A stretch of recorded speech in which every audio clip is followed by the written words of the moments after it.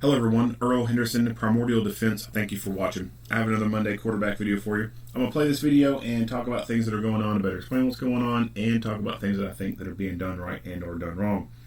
There is no spokesperson on this video, and there are no informational slides on this video to give some background on what's going on. So I'll read to you real quick something from news4jax.com. Jacksonville, Florida. A man was shot and critically wounded by an officer Tuesday night in northwest Jacksonville. Police said the shooting happened before 10 p.m. at Spring Grove Avenue and Cord Avenue in the Royal Terrace area. According to the sheriff's office, a family was monitoring their son's Facebook page when a live video popped up showing their house with 3 men inside holding guns and making a Facebook live video. Police arrived shortly after, initially thinking it was a robbery. Once inside, officers tried to stop the men, but they ran and dropped several guns. Police said an officer told one of the men to drop a gun and then fired. The man was hit and rushed to the hospital with critical injuries. News4Jax obtained surveillance video in connection to the shooting. Gunshots can be heard right before a man is seen sprinting through a neighbor's front yard. The officer is then heard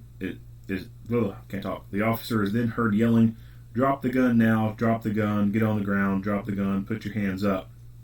The man and the officer are out of frame, but the officer can be heard asking questions. "Hey, did you get shot?" The man responds, but it's difficult to make out. The officer says, "Crawl to me, crawl to me, crawl to me." More officers are then seen pulling up to Spring Grove Avenue and West 41st Street. A man who asked not to be named said he was lying in bed as the incident unfolded. "All I heard was 4 gunshots. I looked out the window and police cars were everywhere." JSO said officers rendered aid after the man was shot. News4Jax crime and safety expert Ken Jefferson said the officer followed protocol.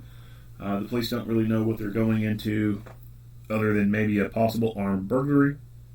They have to act accordingly. You can't fault the police for their actions. Officers said 3 semi-automatic firearms were recovered in the home. Police haven't said if they have arrested the other 2 men who were at the house. You're in a situation where you've got to comply with what police are telling you. They're there because they were called. They didn't just happen to pop up. They were called there. The family who lives at the house wasn't there, but watched things unfold on social media. Police said there is a possibility that one of the men lived at the house, and it is unclear at the moment if the men were making a music video. Police said they haven't seen the video the men were making. The state attorney's office is investigating, and the dive team was out in a pond across from the house looking for evidence. Neighbors said this is unusual for the neighborhood. "I grew up around here, never had anything like this before," said Kevin Levant. All right, so the family is watching their son's Facebook page, and they see a live video pop up, and there's men holding guns. And then they call the police. Police get there, and it sounded like, let me get back down there to where it was.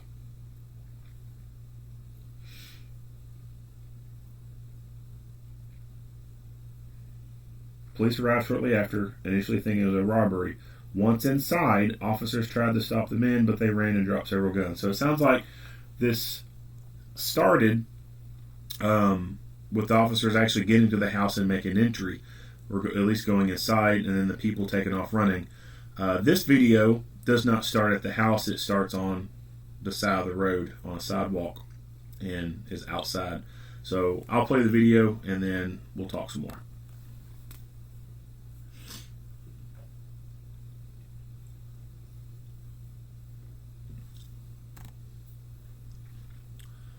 Nothing wrong with your audio. This is typical of a body camera that's in pre-event buffer mode.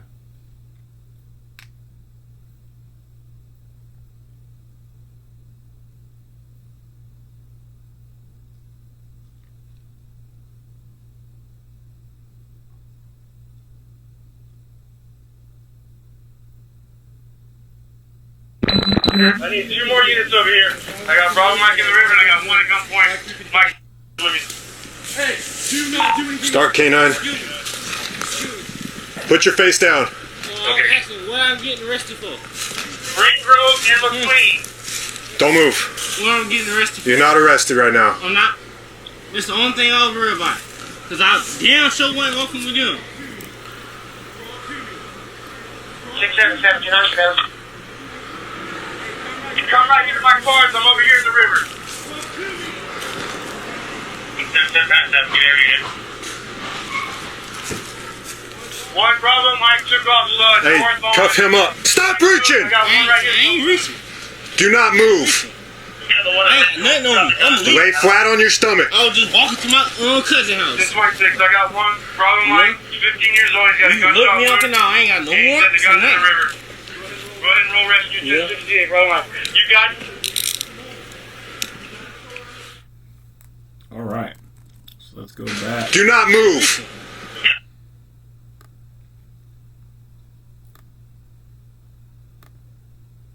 All right.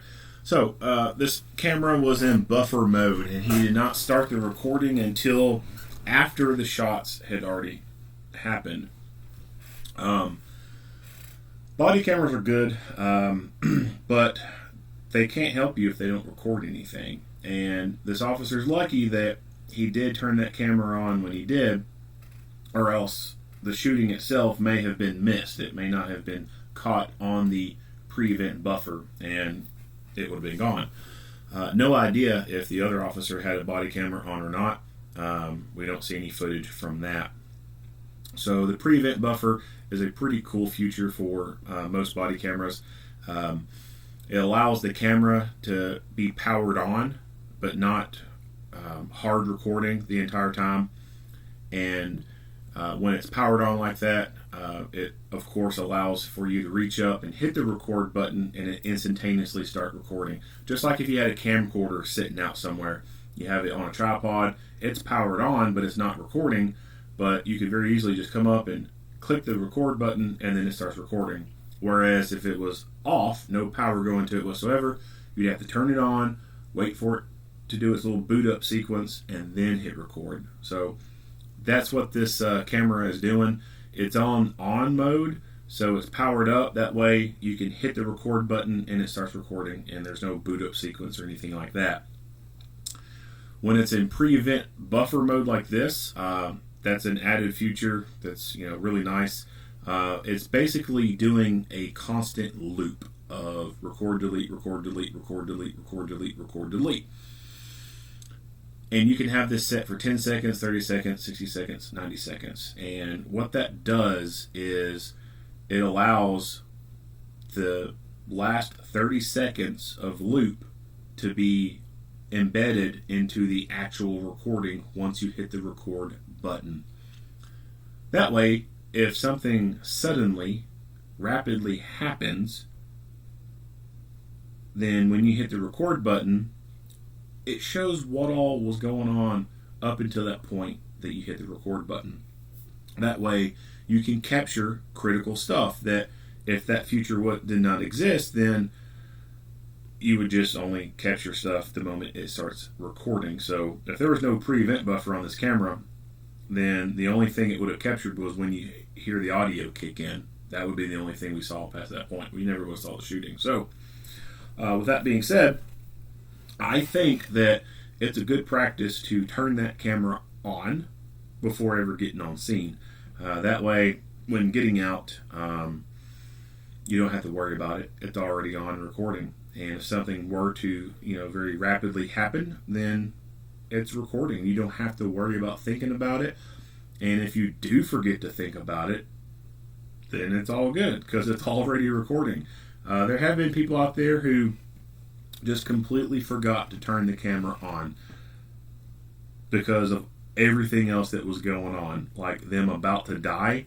Like usually you about to die really puts your mindset somewhere else, and a lot of people just don't think to reach up and turn the camera on. That's the last thing on their mind. So not like they're trying to hide anything or do anything illegal or being all secretive, nothing like that. Some people just simply fucking forget to turn the damn thing on.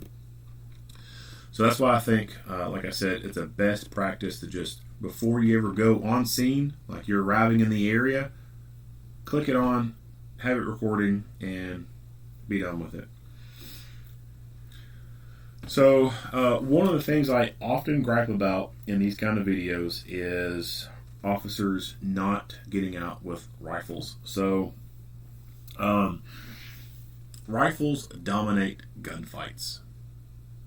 Rifles will stop fights faster. You will win a fight with a rifle. If you know you're going to a gunfight, bring a rifle and bring your friends with rifles. They're responding to a call where it's a possible armed robbery in a house, so they know there's gunplay involved there. They should have rifles out and ready. Rifles are more accurate, there's a longer barrel on it, and you have more points of contact to be more accurate with it. And the terminal ballistics are devastating. A pistol has a short barrel, there's only 2 points of contact on it, your dominant hand and your non-dominant hand. And the terminal ballistics on pistol kind of suck.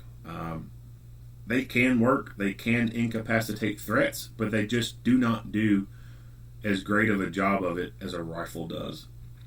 A rifle cartridge is a night and day difference with a pistol cartridge. The terminal ballistics, the kinetic energy is just overwhelming. It takes less rifle rounds to incapacitate a threat than it does pistol rounds. You could fire 1 to 3 rifle rounds and incapacitate a threat. You could fire up to 10 to 15 rounds of pistol cartridge before you ever incapacitate a threat. So rifles really kick ass. What I think is a good thing to do, a good practice, is you know you're going to something hot. You know, you're going to this potential house robbery. You get the call, pull off to the side of the road, get the rifle out from wherever it's at, charge it up, throw the sling around your neck, and then go to the call. That way, when you arrive on scene and you open that door, step out of that vehicle, that rifle is on you. It's coming with you. It's already out. It's already chambered. It is ready to rock and roll.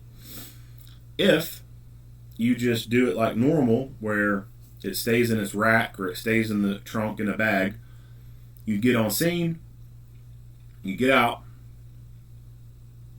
you go back to the trunk, pull the rifle out, or if it's in the cab, you unlock it from the mount, get it out, charge it, and then go. If, well, obviously he don't have a rifle out and ready. He doesn't have time to be able to open his trunk and get a rifle out. He doesn't have time to reach over and get the rifle out of the mount if it's up here in the cab with him. He doesn't have the time. He is out the door super fast. So that's why I say that the best thing to do is, after getting the call, while you're en route, pull off to the side of the road before you ever get there, get the rifle out, danger it up, put the sling around your neck, and then continue on. That way when you get there, you get out of the car, rifle's on you. If you don't like the idea of having it around your neck, you can stow it between you and the console. That way when you open the door to go get out, you're grabbing it and taking it with you. That is going to minimize the amount of movements that you have to take to get the thing out and ready when you get on scene, and you're just going to be so much faster with being able to deploy a rifle in that manner. And a rifle, like I said earlier, is what you want for a gunfight. It's more accurate and it has more incapacitating power than a pistol does. Unfortunately, we just don't see in a lot of these videos officers using rifles like they should. And I've talked about that before. I think a lot of that has to boil down to, it's a training issue. I don't think that there's a good fighting mindset being instilled in officers when it comes to rifles, and I just don't think a lot of realistic training is being done with rifles. And I think that if things were to change, have a better fighting mindset being done or instilled on the students, and having more reality-based kind of training with rifles, then we could start to see a change in how officers respond to these kind of calls. We would see them thinking more tactically, and see them thinking from an actual better fighting mindset. Not saying this guy doesn't have any fighting mindset at all. He does. But it can be improved upon.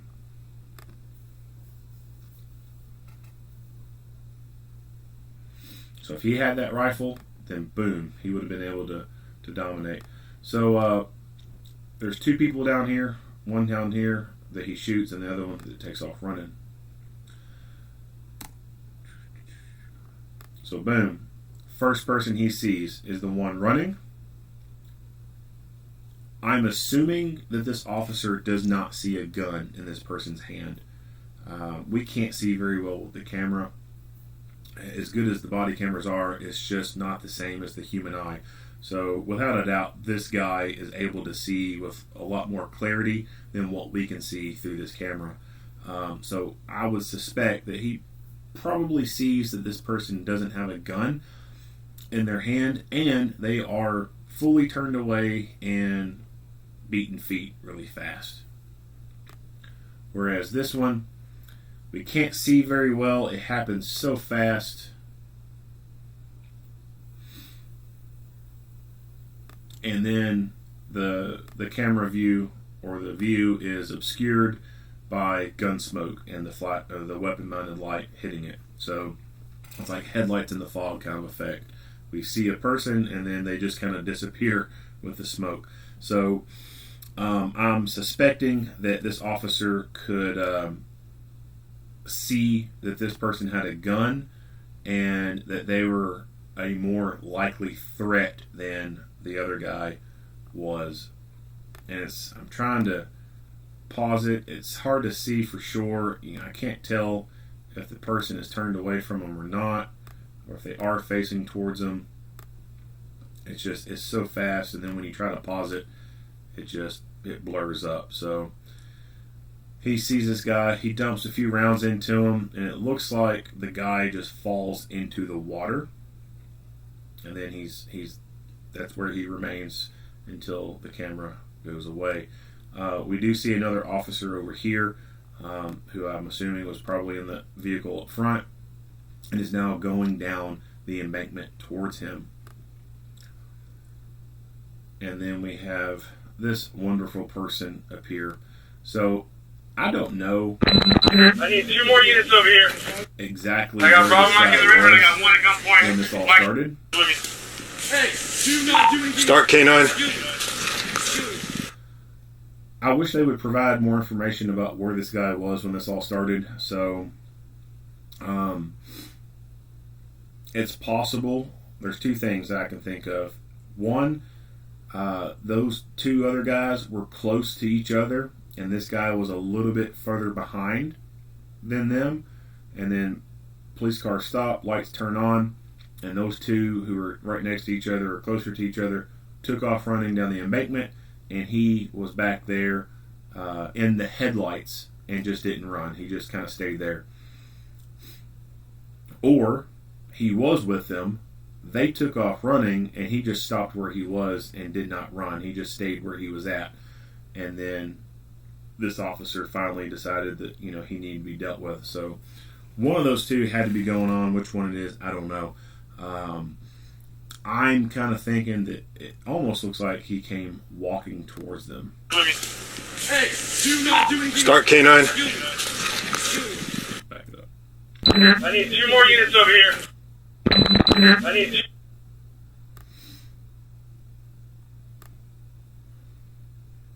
Because he already had his hands up right there. So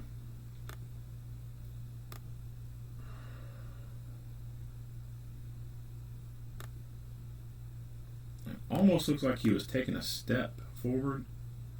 I don't know. It's hard to tell. So it's possible that he just chose not to run with them. And instead he stayed there. And now this officer is like, all right, well, we've dealt with these two. We still got this third one over here. This one needs to be secured. So he goes over to deal with this guy. I need 2 more units over here. I got Bravo Mike in the river and I got one at gunpoint. Mike with me. Hey, do not do anything. Start K9. Put your face down. Okay. Asking what I'm getting arrested for.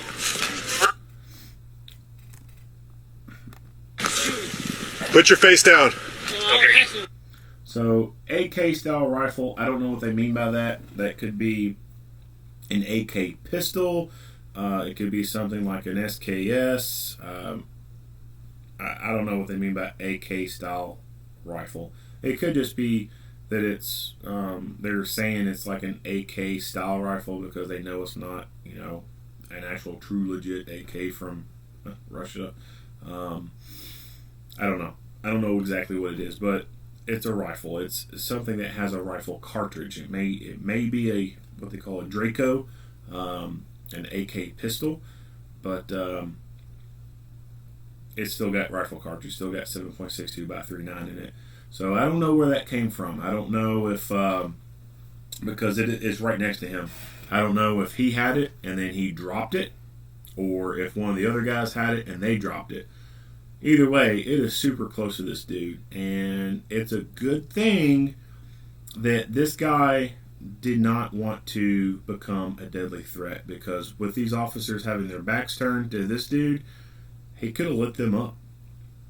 He could have got them from the back and really fucked them up. So they're fortunate that this dude just didn't want to do that. If this guy did want to do that, like I said, we could be looking at one, potentially 2 officers dying in this video. So he tells the dude to put his face down, and of course he immediately becomes defiant and says he don't have to. And we'll play that one again. Start K9. Put your face down. Okay. Asking what I'm getting arrested for.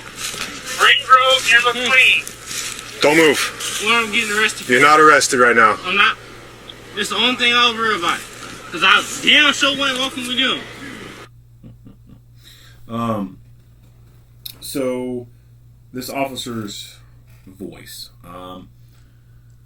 I think that he could have given an additional verbal instruction for this guy to put his face down like he wanted to. And why does he want his face down? Because he doesn't want this dude looking at him. He doesn't want this dude gaining some type of advantage by being able to see exactly where this officer is and exactly where he's looking at.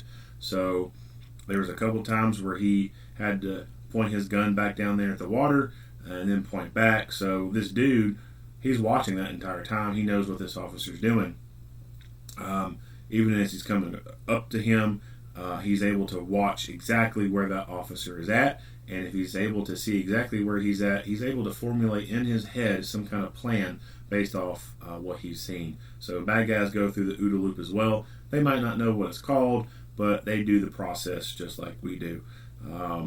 And that's why he's not wanting him to look up. He's wanting him to have his face down, staring at the ground, so he can't gain an advantage over him. So if this officer really did want this guy to be looking at the ground, then I think he could have issued another verbal command and escalated his tone, so to speak. So he has a very relaxed tone of voice. All he says is, put your head down. He doesn't like yell it really loud. He doesn't put a whole lot of behind it. It just does not sound convincing to me that he's going to do something if he doesn't follow instructions. And so when you think about parents and kids, you know when mama means business. Think about your parents. When your mom raised her voice, you knew. You fucking knew shit was about to happen. You was about to get your ass spanked. If your dad raised their voice, you knew you better stop fucking around. or he gonna get a hold of you. That's universal. I don't care where you go on planet Earth. It's instinctual. Everyone knows when that voice gets raised to a certain level, people know that basically says, you better fucking do this or else. It's a form of posturing, just like a dog. So a dog barking is posturing. A person raising their voice, making themselves sound aggressive, is basically a dog bark. It's just a form of posturing. And so I think he could have postured his voice a little bit better. Instead of just leaving it at, hey, put your head down. And the dude responds, no, I ain't got to. Put your head down! That raising of his voice like that could have triggered that instinctual thing in his head to be like, alright, this dude means fucking business. I don't want to piss him off. Better put my head down. Just like if your mom got onto you for something. You banging something against the fridge or the cabinet, or you just keep saying, why, like whatever annoying little shit some little kid does. When mom says, stop it, you know that last one, the stop it, that one means mama's about to fucking put her hands on you. Like I said, everybody knows that.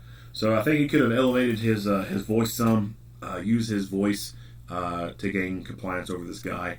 At this point, I also think that it would have been justified for this officer to take his pepper spray out and spray the dude to gain compliance.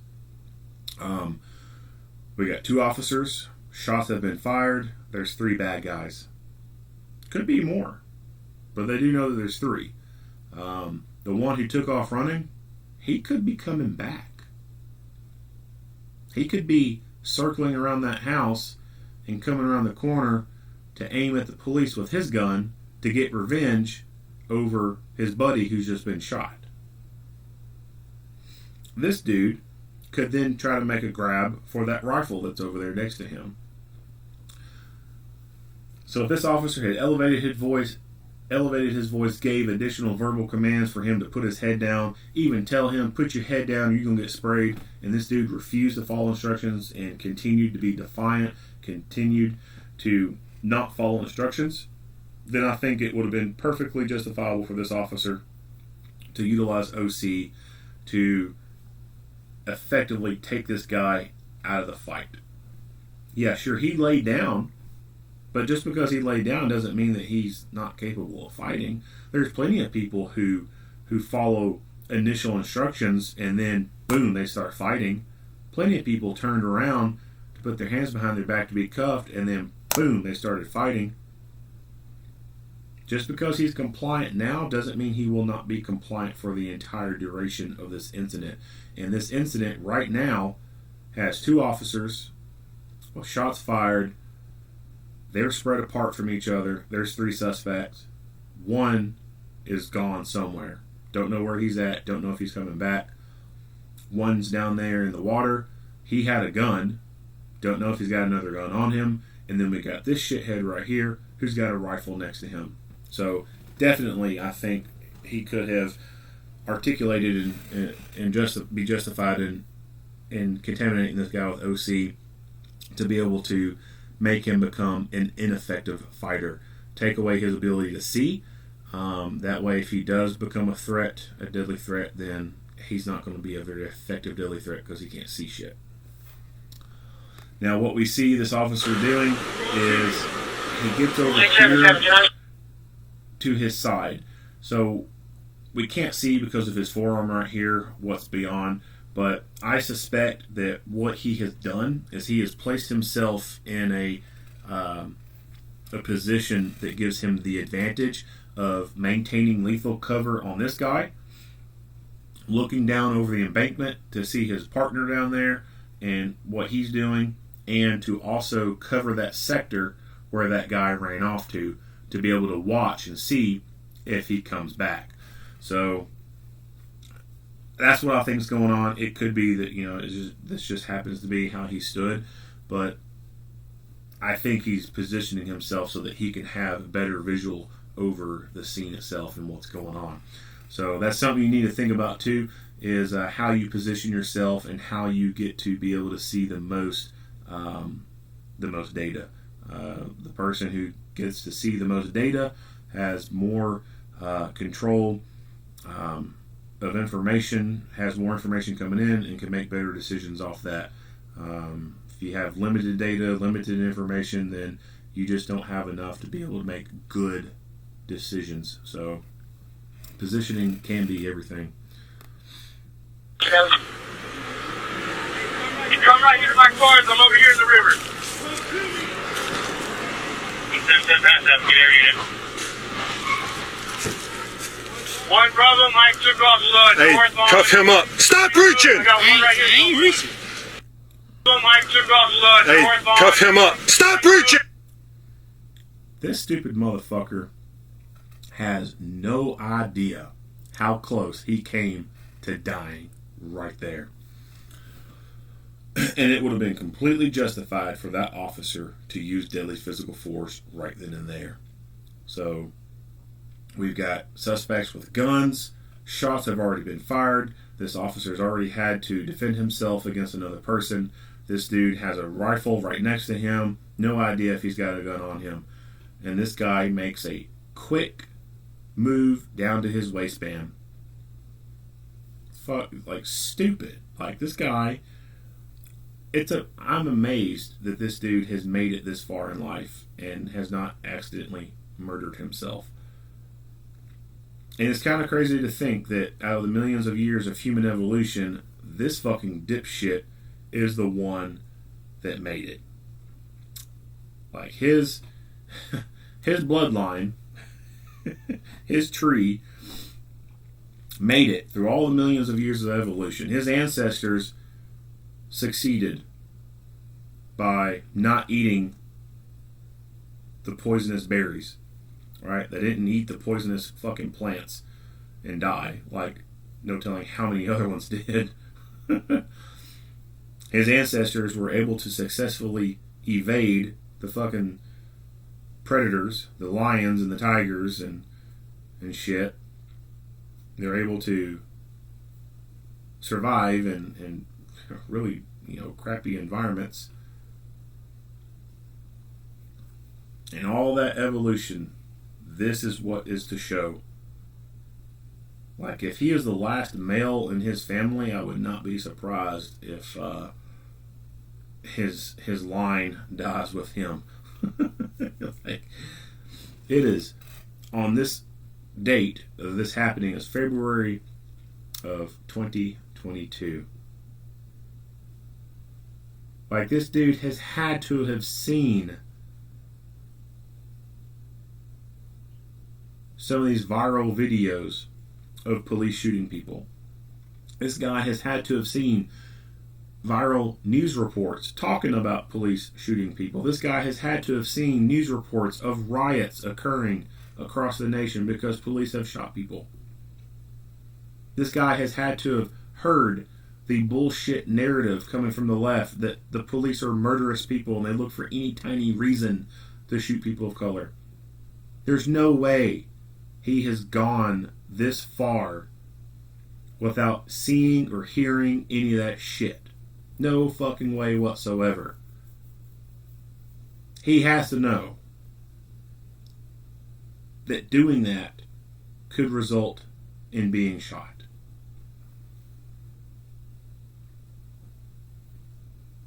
And to think that this dumb son of a bitch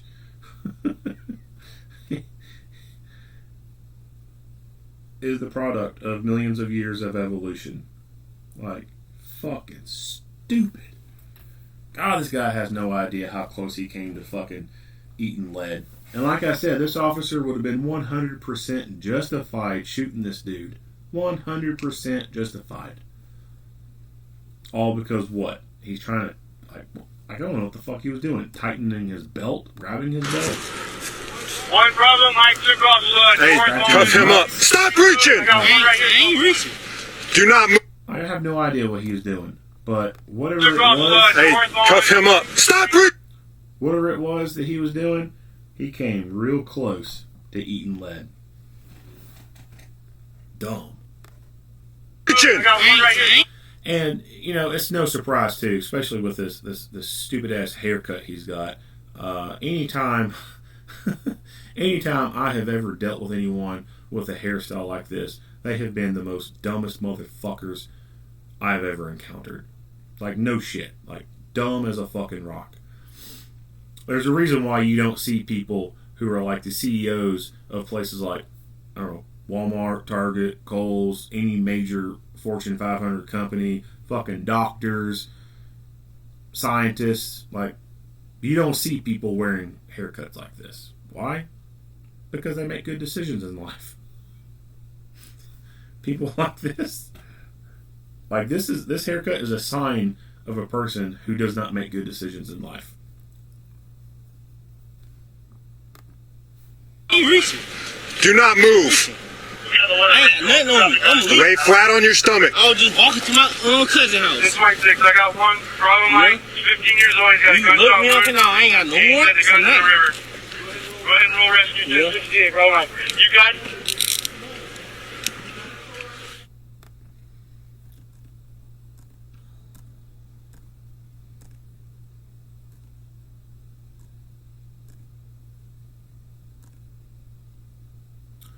Alright, so that's it. If you like what you hear and see, go ahead and give me a like and a share. If you have not already, hit that subscribe button and stay tuned for more Monday quarterback videos. Earl Henderson, Primordial Defense, thank you for watching.